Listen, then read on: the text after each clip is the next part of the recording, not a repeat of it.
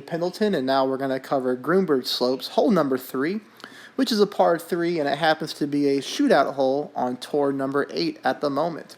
This is going to continue my tour 8 hole-by-hole walkthrough. If you're looking for help on a specific hole, remember you can go to the playlist section of my channel, and there you're going to find everything neatly organized in folders so you can quickly find exactly what you're looking for. If you'd also like to know the strategy that I use for tour number 8, things like what ball do I use, golf bags, things of that nature, look in the description below and you can watch my Tour 8 strategy video.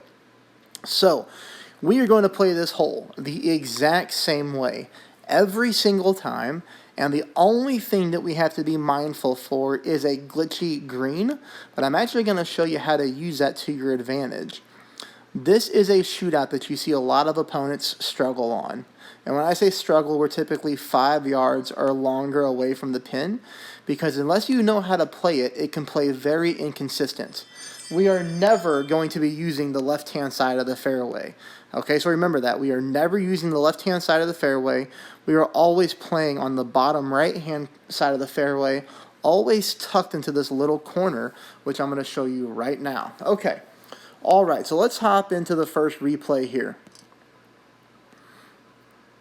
8.9 mile per hour tailwind pushing us from right to left. A very aggressive wind, a little bit more difficult to deal with. So, right off the bat, I always put my target up here where you're seeing. Right there, and I always put my orange or red ring right on the rough line, okay? And all I do is I use left spin and a little bit of top spin, and I look to have a fully developed ball guideline on the green. Now the thing about this hole is there is a very large secondary wind push because, and if you're not familiar with secondary wind push, so keep in mind we are landing way down here. So when we adjust our 20% elevation, and we always adjust at 20%, and we always adjust at max, the only good all that adjustment does is to make sure that our golf ball lands right there where we're aiming. All of this room to the hole, the wind comes into play again. And a lot of players don't account for that.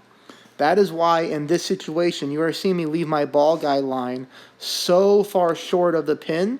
We have all this room here from the ball guide line to the cup. Because what's going to happen is that strong of tailwind is going to push us towards the hole. So I hope that makes sense, but let's watch it in action here. Okay, so we've already made our spin adjustments. And if you notice there, our opponent was using a money ball. He was about 3 yards away from the pin or something like that. So we definitely need this ball to be accurate. We get that very crucial perfect ball. And you'll see the wind push us here. And even though we left our ball guideline significantly short of the hole, we're able to come in at a very good speed, be dead center for a hole-in-one. This is a difficult hole to get a hole-in-one on, so that is going to be rare, but we do pick it up in a time that we needed it. This is more strong wind again, okay? So notice that I'm going to put my target here in this little corner. It's not a lot of topspin required. You're always going to be using about a bar, 2 and a bar and a half, 2. But look how short my ball guideline is again.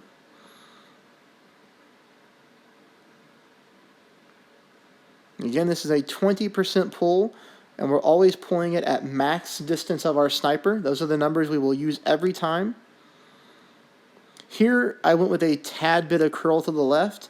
That is very rare for me to ever use any curl in shootouts, but just because of how strong the wind was, we needed it just a little bit.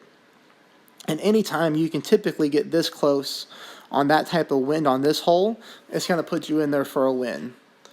All right, 3.8 miles per hour. Now we're going to look at what a little crosswind shot looks like.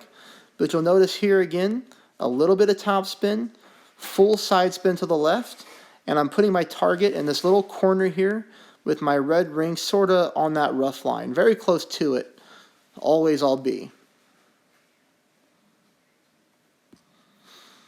The most important part when you play this hole is to make sure that when you set your spin, your ball guideline is fully developed.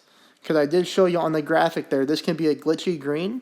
And we come in with perfect speed to pin, putting that one about 1 yard away.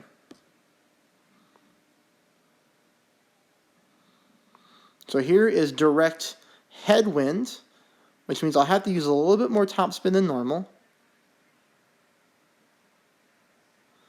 Putting the ball guide line just a little bit through the pin.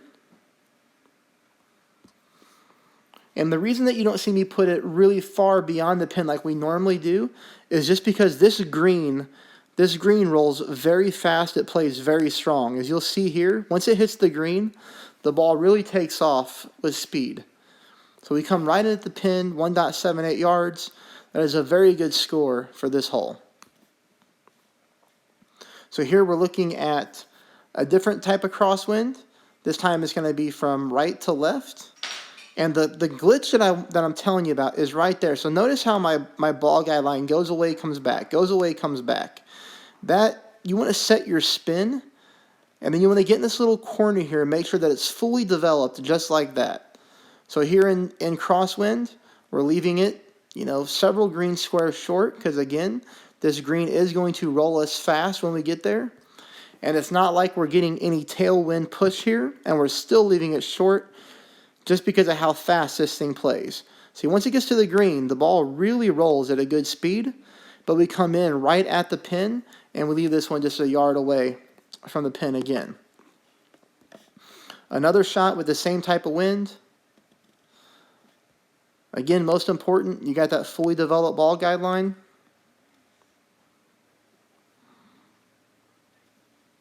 Even in lower winds, it does seem like more times than not your opponent's going to struggle. And here we come in right at it, and we just leave it just short of a hole-in-one with that 2 yards away. All right, then we just have this hole here, this shot here with 4.5 miles per hour wind. This is slight headwind mixed with crosswind, but you'll see the same type of setup here. Ball guide line a little bit closer to the hole just because of that slight headwind that we're getting.